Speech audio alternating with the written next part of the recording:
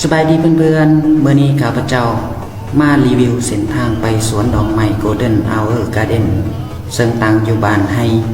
เมืองไซธานีนครหลวงเวียงจันทน์เส้นทางไปทางอนบ้านเกินซึ่งเริ่มจากวงเวียนดอนนูน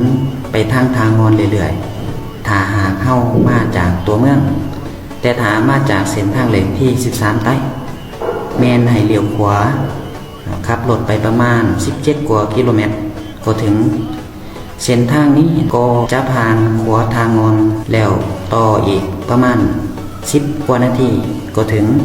สวนนี้ตั้งอยู่แค่ทางมีป้ายบอกสถานที่ว่า Golden Hour Garden ซึ่งในสถานที่แห่งนี้แบ่งออกเป็น3ส่วนหลักๆซึ่งจะมี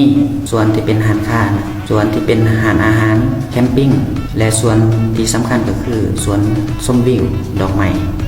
โดยส่วนแห่งนี้เพิ่นก็จะเก็บค่าผ่านประตูซึ่งในส่วนนี้ก็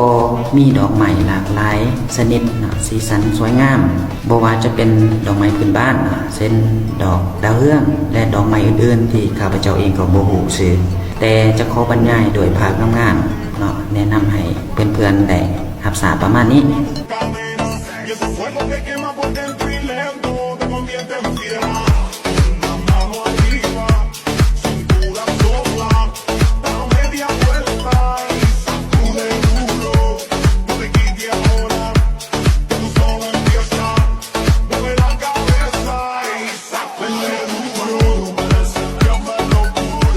สถานที่แห่งนี้กำลังเป็นที่สนใจของนักท่องเที่ยวทั้งภายในและต่างประเทศโดยเฉพาะแมนฟูเอนเซอร์ที่มารีวิวสถานที่แห่งนี้ฉะนั้นข้าพเจ้าได้ไปจึงถือโอกาสแนะนำเส้นทางให้เพื่อนๆที่ติดตามและยังบ่ทันรู้เส้นทางได้มีโอกาสไปคือข้าพเจ้าทางนี้ข้าพเจ้าก็ขอขอบใจเพื่อนๆที่ติดตามข้าพเจ้าและสนับสนุนข้าพเจ้าได้รีวิวสถานที่ท่องเที่ยวอื่นๆให้เพื่อนๆได้รับรู้